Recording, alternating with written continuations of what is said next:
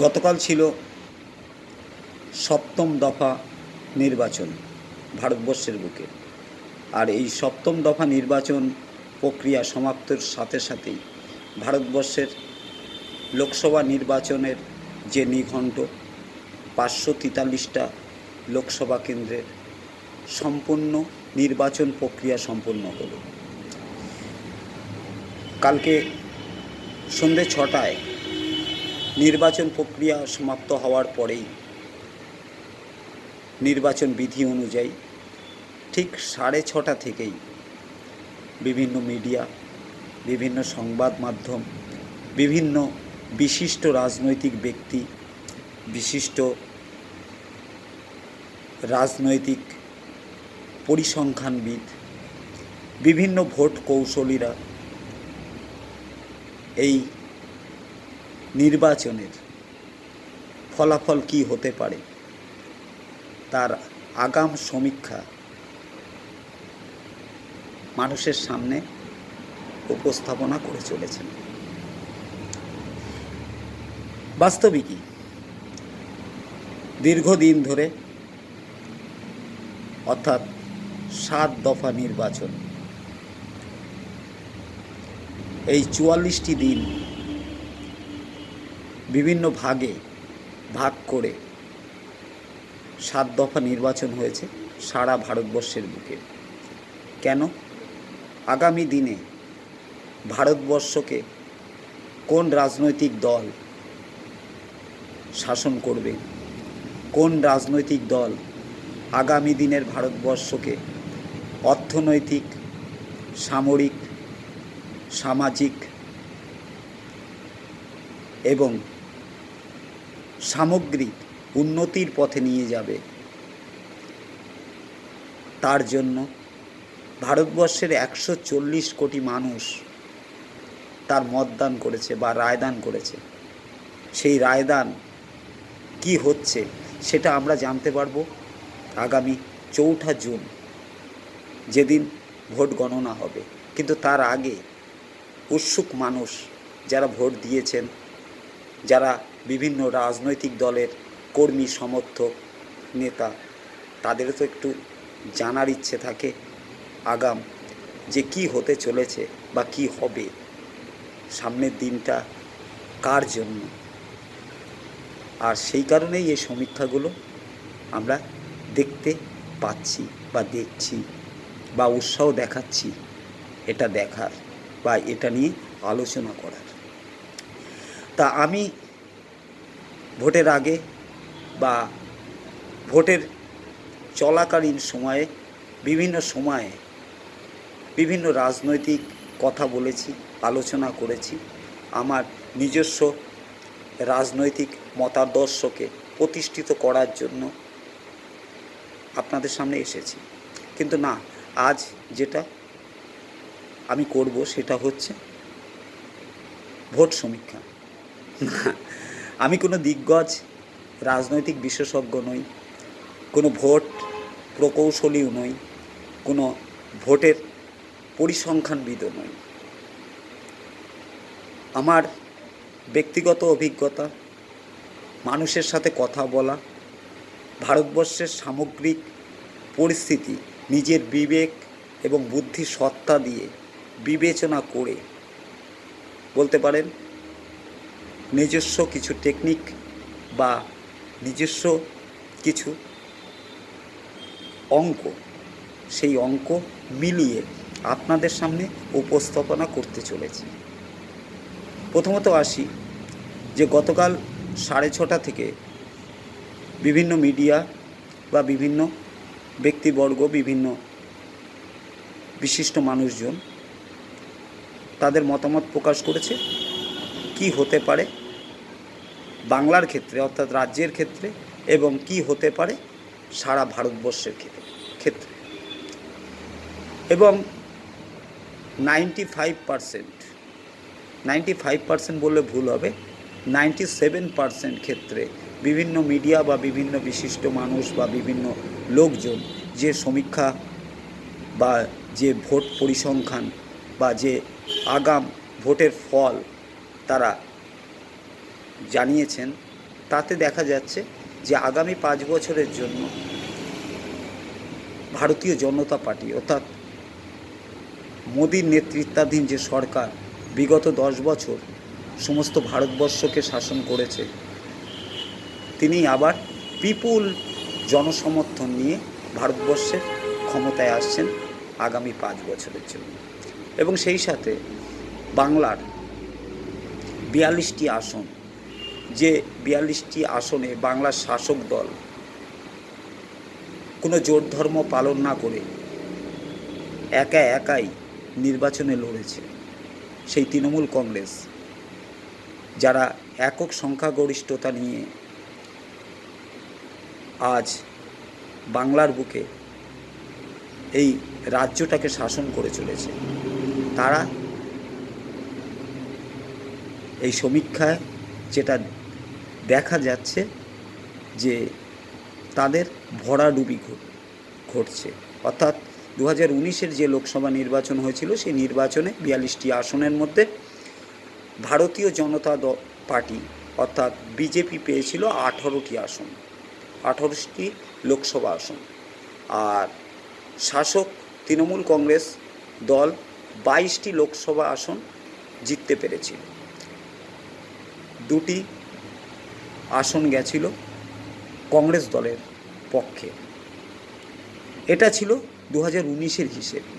আর সেই হিসেবেই আজকের যে পরিসংখ্যান আসছে, বিভিন্ন মিডিয়া যেটা নিয়ে আলোচনা করছে বা যেটা দেখাচ্ছে, তাতে দেখা যাচ্ছে যে রাজ্যের শাসন করছে যে তৃণমূল কংগ্রেস দল, সেই তৃণমূল কংগ্রেস গতবারে 22টি আসন ধরে রাখতে পারছে না, তারা পারছে 11 থেকে 14টি আসন। কেউ বলছে 14 থেকে 16, কেউ বলছে 14 থেকে 18টি আসন তৃণমূল কংগ্রেস জিততে পারে। কেউ সংখ্যাটা আরও কমে 12তেও নামিয়ে এনেছে, তারা বলছে 12টিতে তৃণমূল কংগ্রেস জিততে পারে। সেক্ষেত্রে বিজেপির আসন পাবে 26 থেকে 31টা, আর কংগ্রেস 2টো এবং সিপিএম তারা খাতা খুলতে পারবে না। এটা হচ্ছে ম্যাক্সিমাম, অর্থাৎ 100টা মিডিয়াকে আমি যদি ধরি, সেখানে 97টা মিডিয়ার মতামত এটাই ভোট সমীক্ষায়। তা আজ আমি যদি এটাকে সমীক্ষা বলেন, সমীক্ষা বলুন, আর যদি মনে করেন যে না সমীক্ষা না, আমি ভুল বকছি বা ভুল ধারণা দিচ্ছি, তাহলে সেটাই মনে করবেন অন্তত 4 তারিখ বিকেল অবধি। তারপরে আপনার মতামতটা সোশ্যাল মিডিয়াতে আপনি প্রকাশ করবেন, আমাকে 2টো গালাগালি দেবেন, 2টো বাজে কথা বলবেন। আমার একটা পেজ আছে, পেজের নাম মূর্খ শিয়াল, সেটাই বলবেন। কারণ আমি আগেই বলছি আপনাদের কাছে যে আমি কোনো দিগ্গজ ভোট বিশেষজ্ঞ নই, দিগ্গজ রাজনৈতিক ব্যক্তি নয়, আমি কোনো মহান সাংবাদিকও নই। আমি আমার ব্যক্তিগত কিছু থিওরি বা ব্যক্তিগত কিছু অঙ্ক বা চারিদিকে মানুষের সাথে কথা বলে আমার যে ধ্যান ধারণা, সেটাই আপনাদের সামনে প্রকাশ করে আগামী 4 তারিখে বাংলা এবং সারা ভারতবর্ষের কী ফলাফল হতে পারে তার একটা ধারণা, জাস্ট ধারণা আপনাদের কাছে পোষণ করছি। প্রথমেই বলে রাখি যে বাংলার বুকে যেটা হচ্ছে, যেটা দেখানো হচ্ছে, আমি মিডিয়ার সমীক্ষার সাথে একমত নই। আমি অঞ্চল ধরে বা লোকসভা ধরে ধরে আপনাদের বলে সময় নষ্ট করব না, কারণ আমি জানি যে আমার মতো অখ্যাত ক্ষুদ্র একজন ব্যক্তির কথা বা ভিডিও দেখার মতো আপনাদের এত সময় বা এত ধৈর্য থাকবে না। তাই আমি সংক্ষেপেই বলছি যে বাংলার বুকে যেটা দেখানো হচ্ছে যে বিজেপি 26 থেকে 31টা আসন পেতে পারে বা পাবে। এটা সম্পূর্ণ ভুল, কখনোই সম্ভব নয়। বাংলার বুকে মানুষের যে অভিব্যক্তি, সামগ্রিক বা সামাজিক যে উন্নয়ন এবং সর্বোপরি আজকে 12 বছর শাসক তৃণমূল কংগ্রেসের মানুষের কাছে থাকা, পাশে থাকা, আপদে থাকা, বিপদে থাকা, আগুনে থাকা, জলে থাকা, এটা একটা ফ্যাক্টর। দ্বিতীয় যে ফ্যাক্টর সেটা হচ্ছে বিভিন্ন জনপ্রতিনিধি, পঞ্চায়েত হোক, পৌরসভার কাউন্সিলর হোক, এমএলএ অর্থাৎ বিধায়ক হোক, আর এমপি সাংসদ হোক, বিগত 34 বছরে বাংলার বুকে সিপিএম দলের সাংসদ, এমএলএ, কাউন্সিলর, পঞ্চায়েত প্রধান সবাই ছিল। কারণ গণতান্ত্রিক যে কাঠামো, আমাদের রাষ্ট্রীয় কাঠামো, সেই কাঠামোতে তখনও এগুলো ছিল। আর আজকে 12 বছর তৃণমূল শাসনকালে বাংলার বুকে এটা এই একই জিনিস আছে, কিন্তু ডিফারেন্স এটাই হলো যে আগের দিনে একজন কাউন্সিলরকে সাধারণ মানুষ কাছে পেত না, তার সাথে কথা বলতে পারতো না, তার সুখ দুঃখ বা তার কোনো আবেদন বা নিবেদনের জন্য। একটা বিধায়ককে কাছে পেত না মন খুলে তার বেদনার কথা বলার জন্য। একটা সাংসদকে কাছে পেত না তার চাহিদা বা তার দুঃখ বা তার কষ্টের কথা জানানোর বা তার অসুবিধার কথা জানানোর। তৃণমূল কংগ্রেস সাংসদ, বিধায়ক, কাউন্সিলর, পঞ্চায়েত একটা জিনিস বাংলার মানুষের কাছে নিয়ে এসছে, সেটা হচ্ছে বাংলার মানুষ তার কথাগুলো বলার জন্য তার নির্বাচিত জনপ্রতিনিধিকে সর্বদা কাছে পেয়েছে। তার আবেদন বা নিবেদন করার যে মানুষটাকে, সেই মানুষটাকে কাছে পেতে তাকে লোকাল কমিটি বা জোনাল কমিটির মেম্বারের কাছে গিয়ে হত্যে দিয়ে পড়ে থাকতে হয়নি। অতএব জনপ্রতিনিধিকে সে তার নিজস্ব দুয়ারে পেয়েছে বা ঘরের কাছে পেয়েছে, হাতের কাছে পেয়েছে, কথা বলার সৌভাগ্য হয়েছে, প্রথম কথা।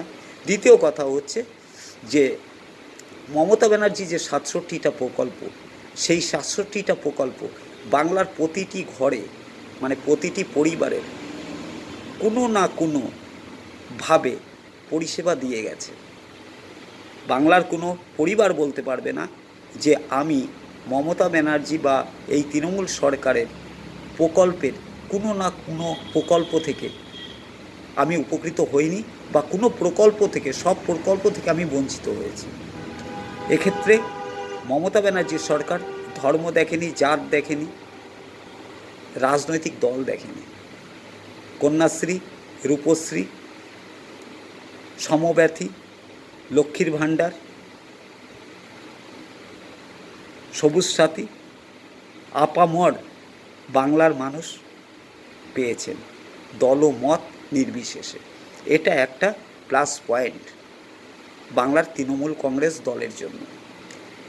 আর তৃতীয় যেটা আছে সেটা হচ্ছে মমতা ব্যানার্জি। হ্যাঁ, মমতা ব্যানার্জি। আজ যদি বাংলার বুকে প্রধানমন্ত্রী মোদিজি আসেন, স্বরাষ্ট্রমন্ত্রী অমিত শাহ আসেন বা অন্য কোনো নেতৃবৃন্দ আসেন, তার রাজনৈতিক দলের কর্মী নেতাদের 3 দিন আগে, 4 দিন আগে ঢাকঢোল পিটিয়ে প্রচার করতে হয় যে আজ বা আগামী এই তারিখে মোদিজি আসছেন এই মাঠে, বা এখানে একটা জনসভা করবেন, বা অমিত শাহজি আসছেন এই মাঠে একটা জনসভা করবেন, প্রচার করতে হয়। মমতা ব্যানার্জি সেই নারী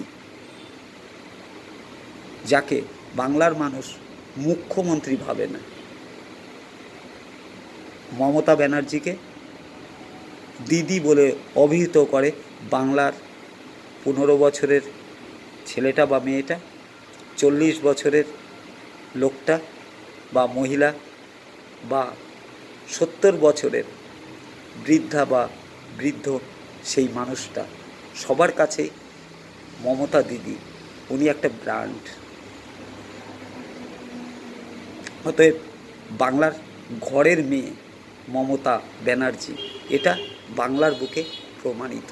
আর তাই মমতা ব্যানার্জি আসার আগাম খবরের দরকার হয় না, আগাম অ্যানাউন্সমেন্টের দরকার হয় না, কানে শুনলেই সেই হ্যামিলনের বাঁশিয়ালার মতো পিল পিল করে জনসমাবেশ ভরে ওঠে, মাঠ ভরে ওঠে, রাস্তার দুপাশ ছেয়ে যায় মানুষের মাথায়।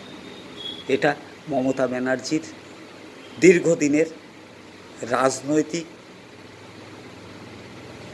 রাজনৈতিক যে কর্মকাণ্ড, রাজনৈতিকভাবে তিনি যে সৎ, তিনি যে মানুষের পাশে বা মানুষের কল্যাণের জন্য নিবেদিত, সেটা প্রমাণ করে। আর প্রমাণ করে বলে মানুষ মমতা ব্যানার্জিকে বিশ্বাস করে, আর মানুষ মমতা ব্যানার্জির উপরে আস্থা রাখে। তাই কখনোই সম্ভব না বাংলার বুকে 10টা, 9টা, 11টা, 12টা বা 14টা আসন পেয়ে তৃণমূল এই 2024-এর লোকসভা নির্বাচন শেষ করবে।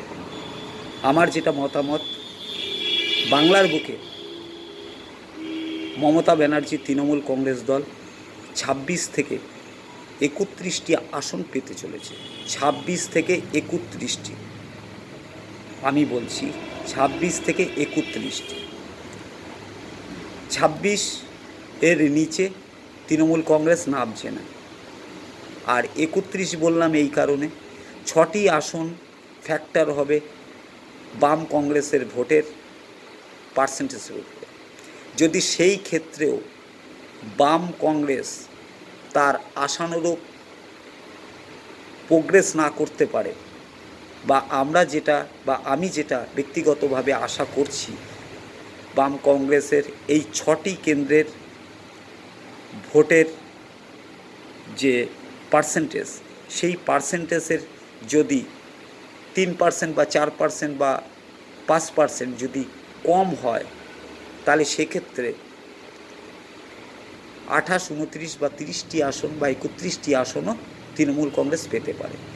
আর বিজেপি দলের সর্বোচ্চ আসন আমি যেটা বলছি সেটা হচ্ছে 9 থেকে 14টি আসন। 9 থেকে 14টি আসনের বেশি বিজেপি এই বাংলায় লোকসভা আসন পাবে না। এবার আপনার মনে প্রশ্ন আসবে, সন্দেশখালি ছিল, এ রাজ্যের যে বিভিন্ন দুর্নীতির আবহাওয়া, সেই দুর্নীতির আবহাওয়া মানুষকে দিকভ্রষ্ট করেছে, মানুষকে অন্যদিকে ভোট দেওয়ায় প্রভাবিত করেছে।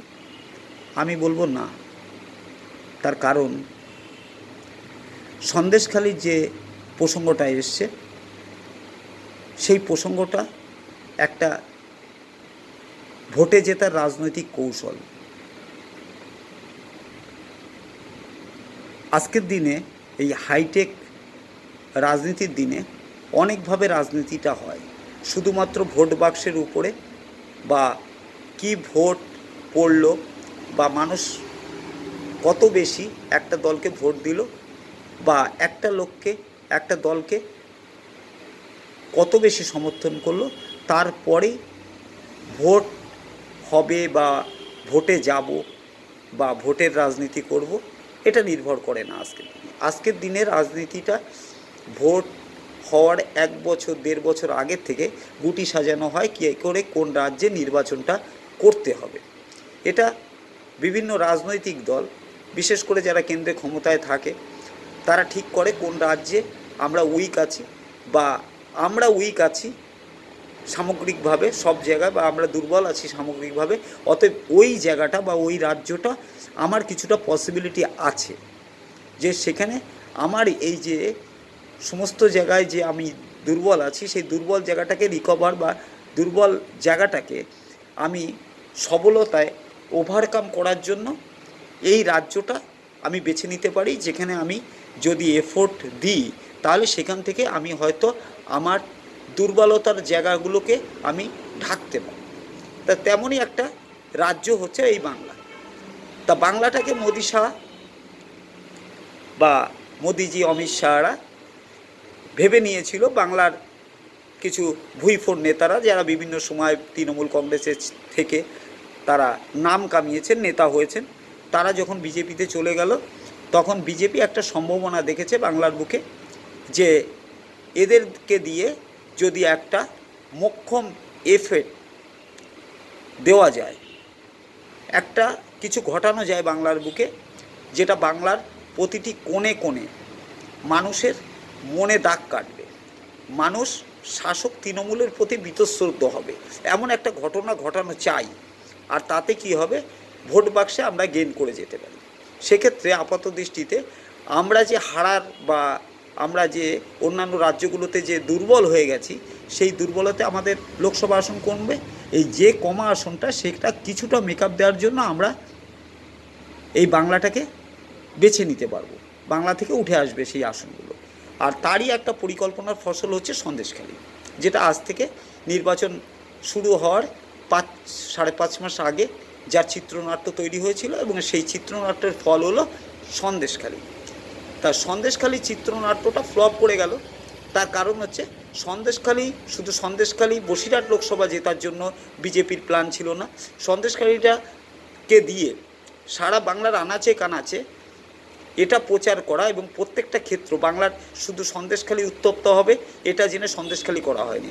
উত্তপ্ত করার ইচ্ছে ছিল বাংলার প্রত্যেকটা অঞ্চলকে, প্রত্যেকটা গ্রাম অঞ্চলকে, কিন্তু সেটা বিজেপি করতে পারেনি। ওই আশাটায় জল ঢেলে গেছে। তার কারণ যখন আন্দোলনটা ফুসছে, মানুষ ভেবে নিয়েছে সন্দেশখালীতে তৃণমূল নেতারা এরকম করেছে, তখন ওরা একটা জিনিস ভাসিয়ে দেওয়ার চেষ্টা করেছিল, যেটা হচ্ছে বাংলার বা ভারতবর্ষের সবথেকে জনমোহিনী যে প্রকল্প, সেটা হচ্ছে লক্ষ্মীর ভাণ্ডার। লক্ষ্মীর ভাণ্ডারে বাংলার মা বোনরা 500 টাকা আগে পেত, 500-600 টাকা, এখন সেটাকে নির্বাচনের অনেক আগে সেটাকে বাড়িয়ে মমতা ব্যানার্জি সেটাকে 1000 টাকা এবং 1200 টাকা করেছে। এবং সেইটাকেই একটা জোর ধাক্কা দেওয়ার জন্য সন্দেশখালী, যেহেতু ম্যাক্সিমাম মেয়েরা বা মহিলাদের জন্য এটা প্রকল্পটা, এবং মহিলারা এতে খুশি, বাংলার 80-85% মহিলারা এতে খুশি এই লক্ষ্মীর ভাণ্ডারে। আর সেই জায়গাটায় আঘাত হানাটাই ছিল মোক্ষম উদ্দেশ্য বিজেপি দলের। আর সেই কারণেই মহিলাদের ইজ্জত বা সম্ভ্রম লুণ্ঠিত হচ্ছে, মহিলারা নির্যাতিত হচ্ছে, মহিলারা ধর্ষিত হচ্ছে। এই মহিলাদের সামনে নিয়ে আসা হচ্ছিল মহিলা নির্যাতনের কাহিনী বা চিত্রনাট্য, যাতে সমগ্র বাংলার মহিলাদের এটা মানে কাছে তৃণমূলকে কাঠগড়ায় দাঁড় করানো হয়, এবং সারা মানুষের কাছে, পুরুষ শাসিত সমাজের কাছে এটা প্রতিভাত করা একটা চেষ্টা চলছিল, যে আজকে যে লক্ষ্মীর ভাণ্ডার বা কন্যাশ্রী বা রূপশ্রী যে প্রকল্পগুলো দেওয়া হচ্ছে মহিলাদের, এখানে এই প্রকল্পগুলো দেওয়ার মধ্যে দিয়ে মহিলাদের সম্ভ্রম বা মানসম্মান নিয়ে খেলা করার প্রচেষ্টাগুলো করছে স্থানীয় স্তরের নেতারা, এবং সেটা মহিলাদের মান সম্মানের জন্য খুব একটা বাজে অধ্যায় সূচিত হচ্ছে। অতএব তৃণমূল সরকার শুধু লক্ষ্মীর ভাণ্ডার দিচ্ছে, রূপশ্রী দিচ্ছে, কন্যাশ্রী দিচ্ছে মহিলাদের, তার বিনিময়ে তারা বাংলার মহিলাদের সম্ভ্রম লুট করছে। এটাই কিন্তু সমস্ত বাংলার বুকে এই ইস্যুটাকেই ছড়িয়ে দেওয়ার চেষ্টা করছিল। এতে শুধু সন্দেশখালীর মহিলাদের মান সম্মান নিয়ে ছেলেখেলা নয়, সারা বাংলার মেয়েদের, মহিলাদের মান সম্মান নিয়ে ছেলেখেলা করে একটা রাজনৈতিক ফায়দা তোলার একটা বাসনা চরিতার্থ করার একটা পরিকল্পনা করেছিল বিজেপি দল নির্বাচনের 5-6 মাস আগে থেকে, এবং সেটাকে প্রতিফলিত করে এই 2024-এ বাংলার বুকে নির্বাচন প্রক্রিয়া তারা সমাপ্ত করতে চেয়েছিল, যাতে বাংলার বুকে 42টা আসনের মধ্যে তারা 35টা আসন জিততে পারে অন্তত। আর সেটাই কিন্তু বিভিন্ন সময়ে দিল্লি থেকে যে মোদিজি, স্বরাষ্ট্রমন্ত্রী অমিতজি, যোগীজি এবং সারা ভারতবর্ষের অন্তত কমপক্ষে 11-12 জন মুখ্যমন্ত্রী, যারা বিজেপি রাজ্যের মুখ্যমন্ত্রী, বিজেপি শাসিত রাজ্যের মুখ্যমন্ত্রী, তারা বাংলার বুকে এসে এই নারী নির্যাতনের কথা তুলেই কিন্তু নির্বাচনের সলতে পাকিয়েছে এবং প্রথমের থেকে শেষ অবধি এই সলতেটাই জ্বালিয়ে গেছে। তা এটা নিয়ে কাজ হয়নি, তার কারণ যখন স্টিং অপারেশনের মাধ্যমে বিজেপি দলের নেতা গঙ্গাধর, সেই গঙ্গাধর বাবুর যখন ভিডিও প্রকাশ হলো পরপর দুটো, তখন মানুষ জেনে গেল যে আসল সত্যিটা কী ছিল। এবং যখন সন্দেশখালির ঘটনাটা ঘটেছিল, তখনও যারা একটুখানি চারিদিকের খবর রাখে তারা কিন্তু মনে গেঁথে নিয়েছিল যে এটা নাটক হচ্ছে। কারণ সন্দেশখালির ঘটনা চলাকালীনই যখন গঙ্গাধরের ভিডিও প্রকাশ হয়নি, তার আগে থেকে আমি বিভিন্ন মানুষের কাছে শুনতে পেয়েছি বা তাদের নিজস্ব মতামত শুনেছি, তারা বলেছে এ তো নাটক চলছে। তার কারণে হ্যাঁ, সাধারণ মানুষেরই যদি একটুখানি ডিপলি চিন্তা করে বুঝতে পারবে এটা নাটক। কারণ আজকের এই হাইটেক টেকনোলজির যুগে প্রত্যন্ত গ্রামেও প্রত্যেকটা মানুষের কাছে অ্যান্ড্রয়েড ফোন আছে, তারা সোশ্যাল মিডিয়া ইউজ করে, তারা ফেসবুক করে, তারা হোয়াটসঅ্যাপ করে, সমস্ত কিছু করে। তো সন্দেশখালি তেমনই একটা জায়গা যেখানে মানুষরা বা মেয়েরা কিন্তু এই ইন্টারনেট ব্যবহার করে, মোবাইল ফোন ব্যবহার করে, সমস্ত কিছু ব্যবহার করে। আজকে 10 বছর ধরে তারা নির্যাতিত, তারা পিঠে বানাচ্ছে, তারা শারীরিকভাবে শালীনতা হারাচ্ছে। সেই কথাগুলো কিন্তু কোনো মাধ্যমে প্রকাশ হয়নি বা প্রকাশিত হয়নি, প্রথম কথা। দ্বিতীয় কথা হচ্ছে যে বাংলার বুকে বিভিন্ন মিডিয়াগুলো আছে, এই মিডিয়াগুলো সবসময়ই একটা কথা বলে, খবর প্রকাশে আমরাই প্রথম সংবাদ পরিবেশন করি। তা আজকে বাংলার বুকে সন্দেশখালি এমন কোনো জায়গা নয় যেটা ভূমধ্যসাগরের মধ্যে অবস্থিত কোনো একটা নির্জন দ্বীপ, যেখানে সংবাদপত্রের স্বাধীনতা নেই বা সংবাদপত্র যেতে পারে না ইচ্ছে থাকলেও। তা বাংলার মধ্যে একটা ছোট্ট জায়গা সন্দেশখালি, আজকে এতগুলো মিডিয়া যারা দীর্ঘদিন ধরে বাংলা শাসক দলের ভুল ত্রুটিগুলো খুঁজে বেড়াচ্ছে গ্রামগঞ্জে জঙ্গলে, তারা সন্দেশখালির 10 বছরের খবর রাখলো না। সন্দেশখালির মা বোনেরা, মেয়েরা নির্যাতিত হচ্ছে বিভিন্নভাবে শেখ শাহজাহান বা তার দলবলদের দিয়ে, এই খবরটা কিন্তু বাংলার কোনো মিডিয়া আজকে 10 বছরে উপস্থাপিত করতে পারলো না বা দেখাতে পারলো না বা জানলো না, বা তাই নিয়ে কোনো ডিবেট হলো না। 2 নম্বর হয়ে গেল। 3 নম্বর যেটা কথা বলছি সেটা হচ্ছে যে সন্দেশখালীর মহিলারা দীর্ঘ 10 বছর ধরে নির্যাতিত হয়েছে। আমি প্রশ্নটা আপনাদের করতে চাই, আপনি যদি সন্দেশখালীর সেই বাবা হতেন, সেই স্বামী হতেন বা সেই ভাই হতেন, যে আপনার মেয়ে, আপনার ওয়াইফ বা আপনার বোন দীর্ঘ 10 বছর ধরে নির্যাতিত হচ্ছে একটা গোষ্ঠী দ্বারা, তারা আপনার মাকে, বোনকে, ওয়াইফকে মানে বউকে বা মেয়েকে দীর্ঘদিন ধরে শারীরিক বা মানসিকভাবে নির্যাতন করছে, পিঠে বানাতে রাতের অন্ধকারে ধরে নিয়ে যাচ্ছে, ঠিক আছে? তাহলে আপনি একজন পুরুষ ছেলে হয়ে আপনি ঘরে কি করতেন? শাড়ি চুড়ি পরে ঘুমিয়ে থাকতেন? তার সন্দেশখালীর যখন শয়ে শয়ে মহিলারা এইভাবে নির্যাতিত হচ্ছে, লাঞ্ছিত হচ্ছে, তারা ইজ্জত হারাচ্ছে, তাদের বাবা মা, তাদের ভাই, তাদের দাদারা শান্তিতে কাজকর্ম করে বেড়াচ্ছিলেন, ঘুরে বেড়াচ্ছিলেন, মহা আনন্দ ছিলেন, কোনো প্রতিবাদ বা প্রতিবাদের ভাষা তাদের ছিল না। এই 3টি যে সূত্র বললাম, এই 3টি সূত্রকে অ্যানালিসিস করলে বোঝা যায় যে সন্দেশখালীর ঘটনাটা কত মিথ্যে। তাই বাংলার মানুষ জেনে গেছিল নির্বাচন ভোট দেওয়ার আগে, প্রথম পর্বের আগেই, যে সন্দেশখালীর ঘটনাটা শুধু রাজনৈতিক স্বার্থকে চরিতার্থ করা তাগিদে তৈরি একটা চিত্রনাট্য, যার মাধ্যমে বাংলার শুধু সন্দেশখালি নয়, সমগ্র নারী জাতিকে অপমান করা হয়েছিল। সেই সাথে শুধু নারী জাতির মান সম্মান নিয়ে ভাবলে হবে না, সন্দেশখালির পুরুষদের মান সম্মান ইজ্জতটাকে বিজেপি খুলে দিয়েছিল শুধুমাত্র রাজনৈতিক বা ভোটের ভাড়ার পূর্ণ করার জন্য। কারণ যে মহিলার মান সম্মান গেছে আর যে পুরুষটা ওই মান সম্মান চলে যাওয়াটাকে দীর্ঘ 10 বছর ধরে দেখেছে, তিনি কি মান সম্মান নিয়ে বেঁচে আছেন? তার মান সম্মান কি আছে? তার কারণ সে যখন রাস্তায় বেরোবে, অন্য কোনো অঞ্চলে যাবে, তখন তাকে যদি কেউ প্রশ্ন করে, আরে দাদা, আপনি আপনার বোনটা বা আপনার মাটা, আপনার ওয়াইফ বা আপনার মেয়েটা দীর্ঘদিন ধরে নির্যাতিত হলো, আর আপনি ঘরে চুপ করে কী করে বসে থাকলেন একটা পুরুষ ছেলে হয়ে? মান সম্মান তারও গেছে। যদি আজকে সন্দেশখালী মহিলাদের ইজ্জত লুণ্ঠিত হয় এই বিজেপির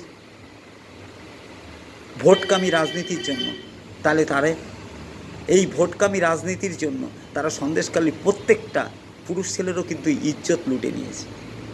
তাই যাই হোক, আমি রেজাল্টটা বলে দিলাম যে কি হতে পারে বাংলা বা রাজ্যের রেজাল্ট। বিজেপি 9টা থেকে 14টা, আর তৃণমূল 26 থেকে 31টা, আর সিপিএম কোনো আসন পাওয়ার সম্ভাবনা নেই। সেক্ষেত্রে সিপিএম এবং কংগ্রেস জোট মিলে 2টি আসন পেতে পারে, সেটা কংগ্রেসের সিম্বলে হয়তো হবে। এবার আসি সমগ্র ভারতবর্ষের ক্ষেত্রে যেটা দেখাচ্ছে, এক্সিস মাই ইন্ডিয়া বলে একটা সমীক্ষা আমি দেখলাম, আমার হাসি পাচ্ছিল, দুঃখ হচ্ছিল না, হাসি পাচ্ছিল। আর অন্যান্য চ্যানেলগুলো আমি দেখেছি, তা সেই চ্যানেলগুলোতে যা দেখাচ্ছে যে কোনো ক্ষেত্রে বিজেপি 381টা, 380টা, কোনো ক্ষেত্রে 401টা, অনেক অর্থাৎ বিজেপি যে ক্ষমতায় আসছে তাই নিয়ে কোনো সন্দেহের অবকাশ নেই। 400-500, যদি হয়তো এখনও 4 তারিখে রেজাল্ট আউট হওয়ার বাকি আছে, 4 জুন গণনা হবে, তার আগে হয়তো কোনো চ্যানেল দেখিয়ে দেবে যে 543টি আসনেই বিজেপি জিতছে এবং বিজেপি সরকার করছে। হ্যাঁ, 543টি আসন, ভারতের লোকসভায় 543টি আসনই আছে। তা আমি বিতর্কে যেতে চাই না, আমি শুধু একটা কথা বলি যে এনডিএ জোট অর্থাৎ বিজেপি এনডিএ জোট 255 থেকে 258টা আসনের মধ্যে সীমাবদ্ধ থাকবে। 255 থেকে 258 এর মধ্যে এনডিএ অর্থাৎ বিজেপি জোটের সীমাবদ্ধতা থাকবে। দ্বিতীয় যেটা কথা হচ্ছে, বিজেপি এককভাবে কটা পাবে? বিজেপি এককভাবে 232টি আসন পার করবে না, 232টি আসন পার করবে না। এটা আমার অ্যানালিসিস। আগেও বলেছি, আমি বিজ্ঞ পরিসংখ্যানবিদ না, ভোট বিশেষজ্ঞ না, রাজনৈতিক বিশেষজ্ঞ না, আমি আমার উপলব্ধি দিয়ে আপনাদের এটা বলে দিলাম। যাই হোক, এবার আসি যে তাহলে ভোটের তো রেজাল্ট 4 জুন বেরোবে, সারা ভারতবর্ষের মানুষ জানবে যে কারা সরকারে গেল, কারা কত পেল, তৃণমূল কংগ্রেস কত পেল এ রাজ্যে, আর সারা ভারতবর্ষে বিজেপি কত পেল, এনডিএ জোট কত পেল, কারা সরকার করল। তাহলে এই মিডিয়ার 97% মিডিয়ার সমীক্ষাটা এমন হচ্ছে কেন? তারা বিজেপিকে এত লোকসভা সিটে এগিয়ে রাখছে কেন? কারণটা কি? সত্যি তো প্রকাশ হবেই। হ্যাঁ, এটা তো আপনারও প্রশ্ন যে সত্যি যখন প্রকাশ হবে তাহলে মিডিয়ারে এই সমস্ত গসিপ বা এই সমস্ত অবান্তর পরিসংখ্যান দিয়ে লাভটা কী আছে? তখন মিডিয়ার প্রতি তো মানুষের একটা অবিশ্বাস হয়ে যাবে। তাহলে মিডিয়া এটা কেন করছে জেনে শুনে? মিডিয়া যদি জানেই যে আসল রহস্য, বা তাহলে মিডিয়া এটা কোন করছে? হ্যাঁ করছে, তার কারণ আছে। তার কারণ একটাই, দেখুন একটা কথা বলে, जो डर गया ও মর গিয়া। এখনের ভোট ভোট যে টেকনিক, সেই ভোট টেকনিক বা ভোটের কৌশল, ভোটের 6 মাস 1 বছর আগে থেকে শুরু হয়। ভোটের সময় যত এগিয়ে আসতে থাকে, ভোট কৌশলও বিভিন্ন পরিস্থিতি অনুযায়ী পাল্টাতে থাকে। আবার ভোটের সময় এই যে দফা, আপনি একটু লক্ষ্য করে দেখবেন যে প্রথম দফা থেকে সপ্তম দফা অবধি নির্বাচন, এই নির্বাচনে প্রতিটি দফা শেষ হয়েছে নির্বাচন, আর বিভিন্ন রাজনৈতিক দলরা তারাও কিন্তু ভোটের কৌশল, বিভিন্ন বক্তব্য বা বিভিন্ন জনসভায় তার পূর্বের বক্তব্য থেকে সরে এসছে বা নতুন কিছু অ্যাড করেছে বা কিছু মাইনাস করে গেছে। তার কারণ এটাও হচ্ছে ভোট কৌশল। তার কারণ আপনার প্রথমে জ্বর হলো, আপনি নিশ্চয়ই ডাক্তার আপনাকে প্রথমে অ্যান্টিবায়োটিক দেবেন, একটা প্যারাসিটামল দেবেন। তারপরেও জ্বর যখন না কমলো, তখন দেখা গেল তার সাথে একটা অ্যান্টিবায়োটিক জুড়ে দেবে। তখন যদি আপনার জ্বর না কমে, তাহলে সেই ক্ষেত্রে আপনাকে বিভিন্ন রকম টেস্টের ফরমান দিয়ে দেবে, প্রেসক্রিপশন করে দেবে, আপনি এই টেস্ট করে নিয়ে আসুন। এবার সেই টেস্টটা করার পরে তারপর উনি আবার ওষুধ পাল্টানোর দরকার হয়ে পাল্টে দেবে, ওইটাকে যদি আবার কন্টিনিউ করতে হয় কন্টিনিউ করবে, কিছু ওষুধ অ্যাড করার দরকার হলে অ্যাড করবে, কিছু ওষুধ মাইনাস করার দরকার হলে মাইনাস করে দেবে। তা আজকের দিনের ভোটটাও এরকম। 7 দফা ভোটের কারণটাও এই যে ভোটটাকে দীর্ঘমেয়াদী করে নিয়ে পার্টে পার্টে করে দেওয়া, মানে একটা পার্ট হয়ে গেল, সেখানকার পার্টটা হয়ে যাওয়ার পরে মানুষের অভিব্যক্তি, মানুষের উৎফুল্লতা, মানুষের ভোটদানের প্রবণতা, এগুলো দেখে পরবর্তী ধাপ যে দফাটা হচ্ছে, সেই দফাতে যে নির্বাচন হবে, সেই নির্বাচনের পরিপ্রেক্ষিতে যে জনসভা হবে, যে জনসমাবেশ হবে, যে বক্তব্য হবে, সেই বক্তব্যটাকে মানুষের সামনে প্রকাশ করা। অতএব 7 দফা 8 দফা 3 দফা 4 দফা ভোট হলে মানুষকে প্রভাবিত করার একটা কিন্তু সুযোগ থাকে প্রত্যেক রাজনৈতিক দলের। যারা ভোট নিরীক্ষণ করে তারা এটা ভালো বলতে পারে। তা যাই হোক, যেটা আমি বলতে চাইছিলাম যে ভোটের বিভিন্ন পরিস্থিতি অনুযায়ী বিজেপি দল কিন্তু তার ভোটের বক্তব্য বিভিন্নভাবে বিভিন্ন বক্তব্যকে প্লাস করেছে, বিভিন্ন বক্তব্যকে মাইনাস করেছে। বিভিন্ন ভোট যখন শুরু হয়েছিল তখন আমরা আপ এবার 400 পার, আপকে বার 400 পার, এই বক্তব্য দিয়ে শুরু হয়েছিল। এই বক্তব্যটা আমরা 1-2 দফা পর্যন্ত শুনেছি, 3য় দফায় যে কম শোনা গেছে, 4র্থ দফায় আরও কম, 5ম দফা থেকে এটা 1 বার বা 2 বার উচ্চারিত হয়েছে বিজেপি নেতাদের কাছে, কারণ ততক্ষণে তারা কিন্তু ভোটারদের নার্ভ বুঝে গেছে সারা ভারতবর্ষের। 6ষ্ঠ দফায় বিজেপি দলের বা এনডিএর মাজা ভেঙে গেছে, আর 7ম দফায় বিজেপি শেষ হয়ে গেছে। এটা হচ্ছে নিরীক্ষণ, রাজনৈতিক নিরীক্ষণ বা পর্যবেক্ষণ। আর তাই 6ষ্ঠ দফা শেষে 7ম দফার ভোট প্রচারের পরেই মোদিজি কন্যাকুমারীতে ধ্যানে চলে গেছেন। প্রতিবারই উনি ধ্যানে যান, এবারে ধ্যানের ব্যাপারটা একটু আলাদা। হ্যাঁ, এবার ধ্যানে গিয়েও নাকি শুনলাম যে উনি টুইট করেছেন। হ্যাঁ, ধ্যানে উনি হয়তো ল্যাপটপ নিয়ে গেছেন, আমরা জানি ধ্যান করে নির্জন স্থানে। উনি 200 জন দেহরক্ষী নিয়ে গেছে, 1 ডজনের বেশি সংবাদ মাধ্যম নিয়ে গেছেন, যারা টেলিকাস্ট করবে, ধারা বিবরণী দেবে, ধ্যানের ধারা বিবরণী। আমরা ফুটবল, ক্রিকেট, বাস্কেটবলের ধারা বিবরণী শুনেছি, আর ভারতবর্ষে মোদিজির নতুন ধ্যান যোগ, যেটা ধ্যানের ধারা বিবরণী হয়। আর উনি খুব সম্ভবত ল্যাপটপও সাথে করে নিয়ে গেছেন, যেখানে বসে উনি টুইটও করতে পারেন, ধ্যানের মাধ্যমে টুইট করতে পারেন। তা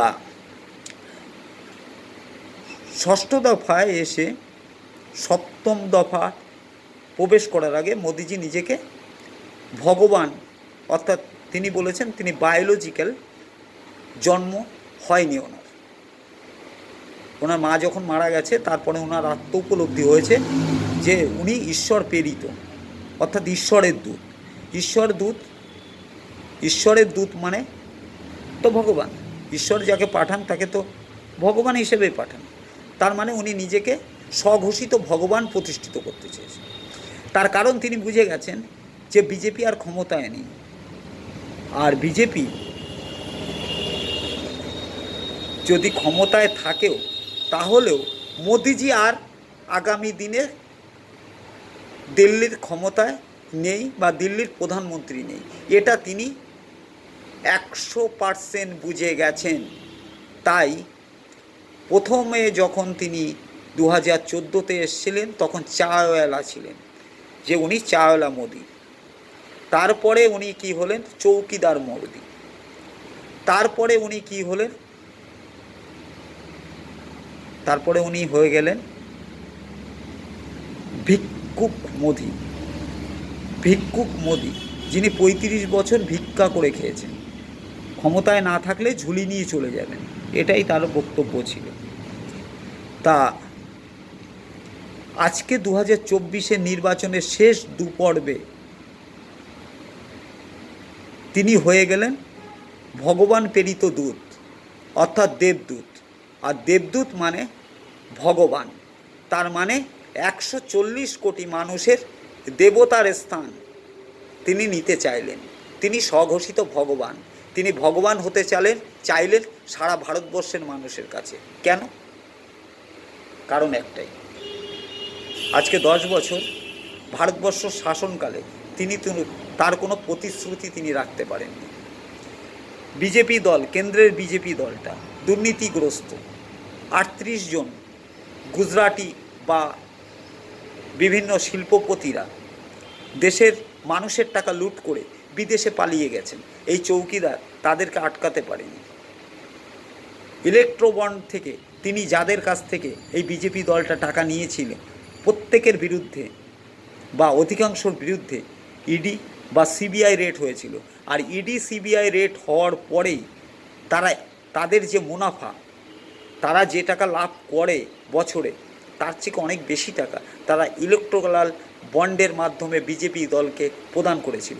এবং এটা প্রদান করার পরেই তাদের ইডি বা সিবিআইয়ের সেই তদন্তগুলো বন্ধ হয়ে গেছিল বা সেই হানাগুলো বন্ধ হয়ে গেছিল। এটা প্রমাণিত। আর তার আম্বানি আদানিদের সঙ্গে সখ্যতা এবং তাদেরকে বাণিজ্য ক্ষেত্রে বিভিন্ন সহযোগিতা করে কোটি কোটি টাকা তাদের ঋণ মকুবের মাধ্যমে দেশের মানুষের সর্বনাশ করে আজকে পেট্রোলের দাম 113 টাকা, ডিজেলের দাম 99 টাকা, সোনার দাম 2014 সালে 10 গ্রামের দাম 38,000 টাকা, সেখান থেকে আজ 75,000 টাকা। রান্নার গ্যাসের দাম 2014 সালে 400 টাকা, আজকের দিনে 1100 টাকা। মোদিজির কোনো প্রকল্পই ভারতবর্ষের আর্থ সামাজিককে উন্নয়ন করেনি বা সাধারণ মানুষকে ন্যূনতম টাচ করতে পারেনি বা তাদের কোনো পরিষেবা দিতে পারেনি মোদিজির কোনো প্রকল্প। ভারতবর্ষে 100টা স্মার্ট সিটি হয়নি। ভারতবর্ষের প্রতিটি অঞ্চলে একটা করে পলিটেকনিক্যাল কলেজ বা আইটি কলেজ যে প্রতিশ্রুতি ছিল সেই প্রতিশ্রুতি তিনি রাখতে পারেনি। ভারতবর্ষের শাসনে আসার আগে তার প্রতিশ্রুতি অনুযায়ী তিনি প্রতিশ্রুতি দিয়েছিলেন যে বছরে 2 কোটি মানুষকে তিনি 2 কোটি বেকার মানুষকে, শিক্ষিত বেকার ছেলে মেয়েদেরকে তিনি চাকরি দেবেন। আজকে 10 বছরে 20 কোটি মানুষের চাকরি যে প্রতিশ্রুতি, সেই প্রতিশ্রুতি তিনি রাখতে পারেনি। 1 কোটি মানুষের চাকরি হয়নি, উল্টে 4 কোটি মানুষ যারা বিভিন্ন সংস্থায় চাকরি করতেন তারা চাকরিচ্যুত হয়েছে। 4 কোটি মানুষ চাকরিচ্যুত, বেকার এই মোদি জামানায়। 15 লক্ষ টাকা প্রত্যেকের ব্যাংক অ্যাকাউন্টে তিনি দেবেন।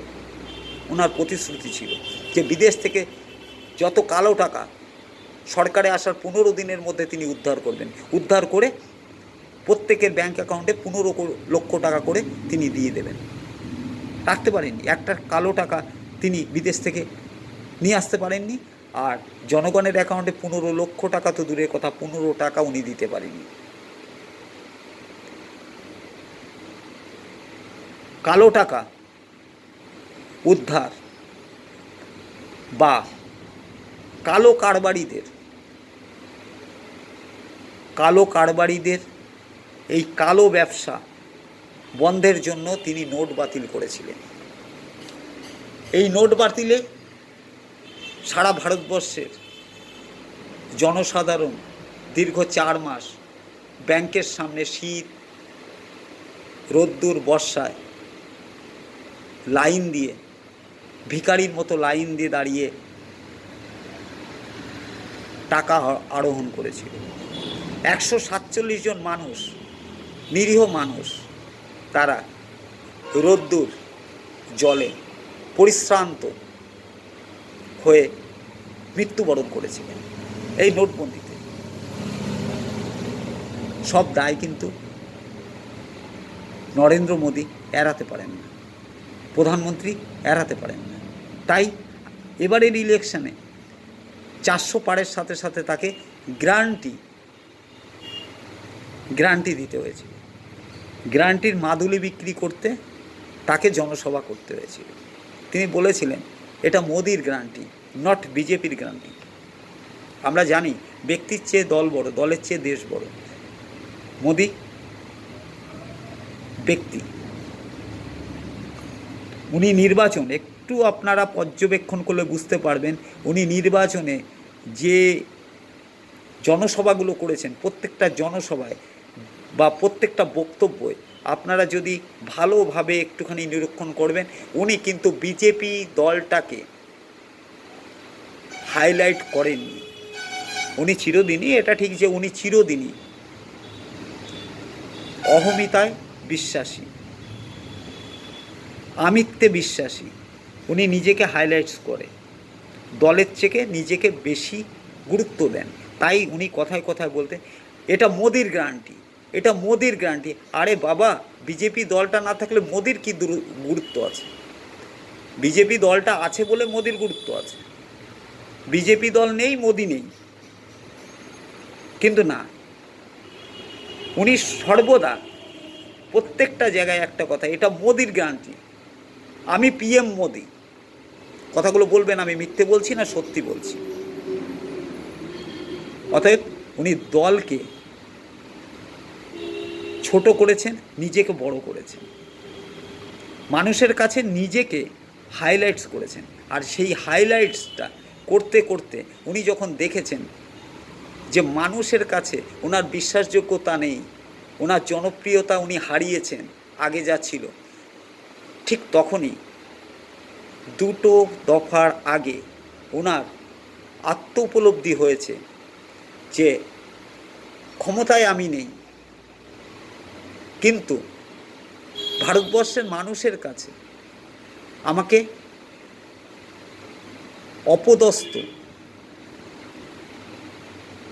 হওয়ার থেকে আমাকে এমন একটা জায়গা নিতে হবে যেখানে ভারতবর্ষের, যেহেতু ভারতবর্ষের মানুষ ধর্মভীরু, তাদের কাছে এমন একটা স্থান আমাকে নিয়ে যেতে হবে যেই স্থানে ভারতবর্ষী আমাকে স্মরণ করবে, আমাকে গালাগালি দেবে না, আমাকে একটা আসনে রাখবে, আমাকে একটা শ্রদ্ধার আসনে রাখবে।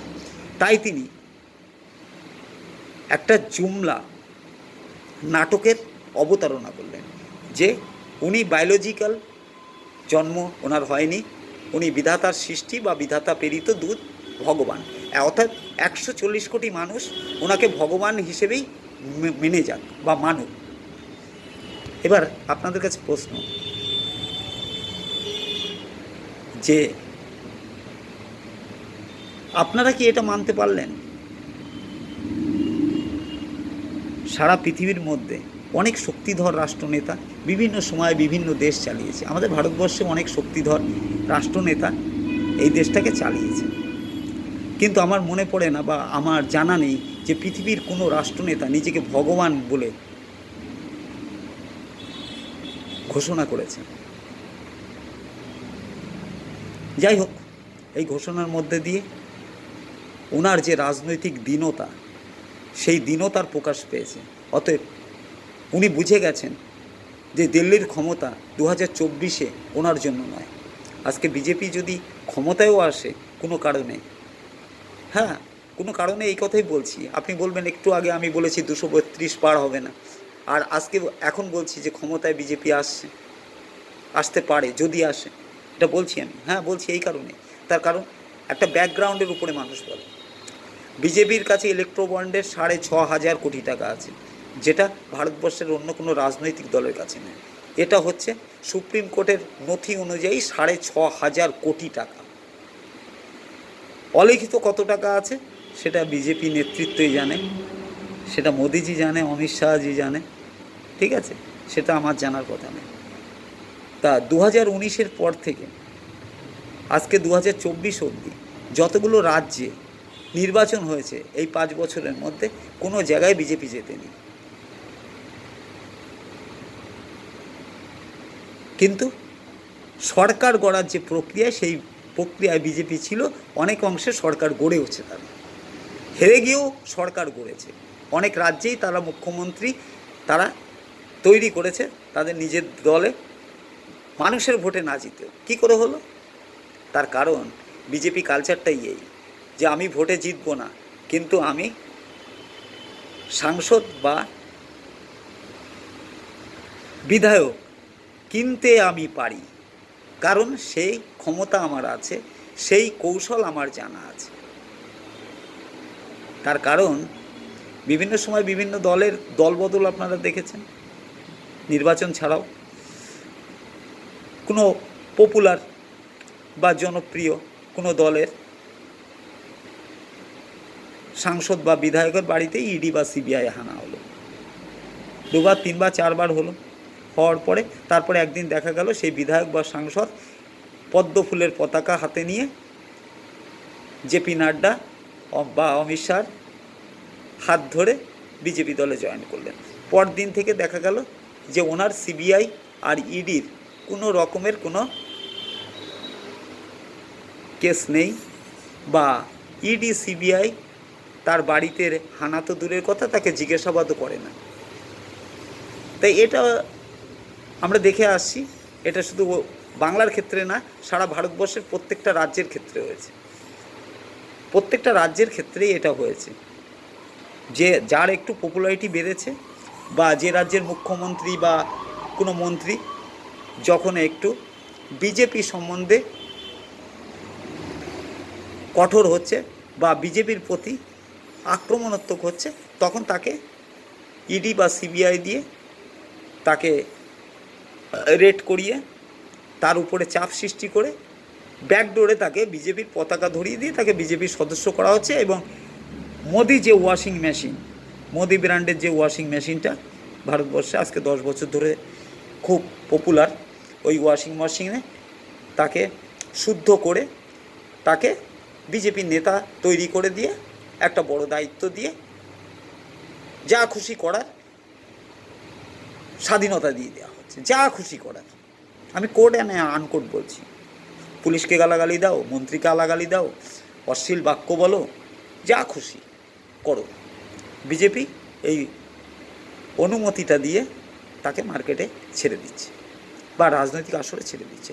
তা যাই হোক, যেটা বলতে চাইছি যে এই সূত্র ধরেই আমি বলতে চাইছি যে 230টি আসনে যদি পায় বা 235টি আসনে যদি পায়, আমরা জানি আমাদের ম্যাজিক ফিগার সরকার করার জন্য 272, কিন্তু দেখা গেল কোনো কারণে বিজেপি জোট 230 বা 35 বা 240 বা বিজেপি 225 পেল, জোট নিয়ে 255 বা 58 বা 60 পেল, তাহলে সেক্ষেত্রেও কিন্তু বিজেপির সরকারে যাবে, কিন্তু সেক্ষেত্রেও কিন্তু মোদিজি প্রধানমন্ত্রী হবেন।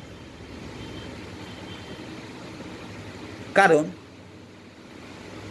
ছোট ছোট দল যারা ইন্ডিয়ার মধ্যে আছে বা অন্যান্য যারা ইলেক্টেড হবে, সবার লালসা তো সমান না, আর বিজেপির কাছে পয়সা আছে। সেই কারণে আমি বলছি 235 বা 30 বা 255 যদি হয় বা 60ও যদি হয় টোটাল এনডিএ মিলে, তাহলে সেক্ষেত্রেও কিন্তু বিজেপি সরকার গড়বে কেন্দ্রে। সে সরকার 5 দিন টিকুক আর 15 দিন টিকুক আর 20 দিন টিকুক, গড়বে, কিন্তু সেক্ষেত্রেও কিন্তু প্রধানমন্ত্রী হবেন না নরেন্দ্র মোদী, এটা আপনি লিখে রাখতে পারেন। ঠিক আছে? তা যাই হোক, আমি যেটা বলতে চাইছিলাম যে কেন মিডিয়া এত কিছু সম্ভাবনা থাকা সত্ত্বেও মিডিয়া কেন প্রচার করছে বিজেপি এত বলে। একটা জিনিস যেটা হচ্ছে যে আগেও বললাম, যেটা জো ডর গায়া ও মর গায়া। 4 তারিখে নির্বাচনের ফল প্রকাশ হবে, গোনা হবে, নির্বাচন ইভিএম মেশিন গোনা হবে। অতএব সেই গণনা কেন্দ্রে এজেন্ট থাকা দরকার আছে, এজেন্টকে থাকতে হবে সব দলে। এজেন্ট না থাকলে গণনা হবে কী করে? আমি একটা দল করি, আমি যদি আগেই জেনে যাই যে আমি হেরে গেছি, আমি কি আমার প্রার্থীর হয়ে ওই দিনকে গণনায় যাব? কারণ যারা ভোট কাউন্টিং বা গণনায় গেছে তারা জানে যে ভোট কাউন্টিং বা গণনা যেখানে হয় বা যারা থাকে উপস্থিত, তাদের মধ্যে নার্ভের প্রেশারটা কী থাকে, তারা কি পরিস্থিতির মধ্যে থেকে ভোট গণনা পরিচালনা করেন বা ভোট গণনা করে থাকেন, তাদের মানসিক প্রেশারটা কী থাকে। তা একজন কর্মী বা একজন নেতা, তারাই তো ভোট কাউন্টিংয়ে যান বা একজন প্রার্থী ঠিক করেন যে আমার হয়ে ভোট কাউন্টিংয়ে এরা যাবে। সেই সাথে ভোট কাউন্টিংয়ে যারা যান, কিছু সমর্থক তারা বাইরে থেকে, ভোট গণনা কেন্দ্রের বাইরে থেকে উৎসাহ দেন, আর তাই তারা ভিতরে কিন্তু রাজনৈতিকভাবে কিন্তু বুকে বল থাকে, বিভিন্ন রকমের নৈতিকতা অনৈতিকতার তারা কিন্তু ভিতরে বসে প্রোটেস্ট করতে পারেন। বাইরে কর্মী সমর্থক থাকে তাই ভিতরে তারা প্রোটেস্ট করতে পারেন কোনো অনৈতিকতা দেখলে, বা কোনো যদি অনিয়ম হয় ভোট গণার ক্ষেত্রে, তারা কিন্তু ওখানে বসে প্রতিবাদটা করতে পারে। কারণ তারা জানে যে আমাদের সমর্থকরা সব জেতার জন্য আছে, সব বাইরে আছে, ভোট কেন্দ্রের বাইরে আছে হাজারে হাজারে। কিন্তু যদি ভোটের আগেই, ভোট গণনার আগেই যদি এটা প্রকাশ করে দেয়া যায় যে আপনি হারছেন, আপনার দল হারছে, আপনি প্রার্থী, আপনার দল হারছে, বা একটা দলকে নির্দিষ্ট করে বলে দেওয়া যায় যে এই দলটাই এই সিট পাবে, এরা হারছে, এই আসনে হারছে, তাহলে সেই দলের কর্মী সমর্থকরা ভোট কেন্দ্রের সামনে কি দল বেঁধে যাবে? ওখানে কি জনসমাগম হবে ওই রাজনৈতিক দলের? না কোনো ভোট গণনা কেন্দ্রে কোনো এজেন্ট, ভোট গণনার এজেন্ট বা পোলিং এজেন্ট ওখানে কি যাবে ভোট গণনা কেন্দ্রে ভোট গোনার জন্য, যে আমি হেরে যাচ্ছি বা আমার দলের নেতা হেরে যাচ্ছি, তার হয়ে আমি ভোট গণনা কেন্দ্রে ভোট গুনতে যাব? আর কোনো কর্মী সমর্থক কি বাইরে সমাবেশ করবে যে আমার দলের নেতা হলে আমি বাজি ফাটাবো বা আনন্দ করব বা বিজয় মিছিল করতে করতে আসবো? আমি তো হেরেই গেছি, তাহলে ওখানে যাওয়ার দরকার কি? বাড়িতেই বসে থাকি মন খারাপ, কারণ আমার দল হেরে গেলে তো আমার মন খারাপ হবে। তা বিজেপি দলের লাস্ট জুমলা হচ্ছে এই মিডিয়া জুমলা। ওরা ক্ষমতায় এসেছিল জুমলা প্রতিশ্রুতি দিয়ে, বছরে 2 কোটি চাকরি, 15 লক্ষ টাকা প্রত্যেকের ব্যাঙ্ক অ্যাকাউন্টে, 100 স্মার্ট সিটি টোটাল ভারতবর্ষে, প্রত্যেকটা অঞ্চলে আইটি কলেজ, পলিটেকনিক কলেজ, পেট্রোলের দাম 50 টাকা, ডিজেলের দাম 40 টাকা, হাজারো প্রতিশ্রুতি দিয়ে, এই জুমলা প্রতিশ্রুতি দিয়ে বিজেপি 2014-তে ক্ষমতায় এসেছিল। আজ 2024, বিজেপি চলে যাচ্ছে, বিজেপি চলে যাচ্ছে, বিজেপি চলে যাচ্ছে। এটাই বিজেপির লাস্ট জুমলা বা শেষ জুমলা। সেটা হচ্ছে এই ভোট সমীক্ষা যেগুলো মিডিয়াকে পয়সা দিয়ে করানো হচ্ছে, তার কারণ একটাই, যদি বাঁচা যায়, যদি বেঁচে যাওয়া যায়, কোনোভাবে যদি বিজেপি সরকার গড়া যায়, তার কারণ একটা হাওয়া তুলে দেওয়া হোক মিডিয়ার মাধ্যমে, সমস্ত গদি মিডিয়া, সমস্ত মিডিয়ার মাধ্যমে সারা ভারতবর্ষের মানুষ, প্রত্যেকটা রাজনৈতিক দল জেনে যাক যে বিজেপি বিপুলভাবে আবার ক্ষমতায় চলে আসছে। অতএব বিরোধী যে রাজনৈতিক দলরা তাদের ভোট গণনা কেন্দ্রে পোলিংয়ের ভোট গণনার এজেন্ট পাবে না, দিতে পারবে না, বাইরে জনসমর্থন থাকবে না। অতএব ভোট গণনা কেন্দ্রে যা খুশি করে আমরা কিন্তু জল দিয়ে ভোটে জিতব, ক্ষমতায় আমরা আসব জলের মাধ্যমে, ভোটে জল মিশিয়ে। আর সেই ভোটে জল মেশানোর পরিকল্পনা দিয়ে আজকে সারা ভারতবর্ষের মিডিয়াকে কাজে লাগানো হয়েছে। বিজেপি বিপুলভাবে ক্ষমতায় ফিরে আসছে, মোদির জনপ্রিয়তা তুঙ্গে। তাই আপনাদের বলে রাখি, আপনারা বাংলার মানুষ নন্দীগ্রাম দেখেছেন 2021-এর নির্বাচনে। নন্দীগ্রামে মমতা ব্যানার্জি জিতে গেছিল। নন্দীগ্রামে মমতা ব্যানার্জি জেতার পরে মিডিয়া সম্প্রচার করেছিল মমতা ব্যানার্জি জিতে গেছে। 1 ঘন্টা পরে ওই মিডিয়ায় প্রকাশ করেছিল, ওই মিডিয়ায় সম্প্রসারণ করে জানিয়েছিল শুভেন্দু অধিকারী জিতেছে, মমতা ব্যানার্জি হেরেছে। 1 ঘন্টা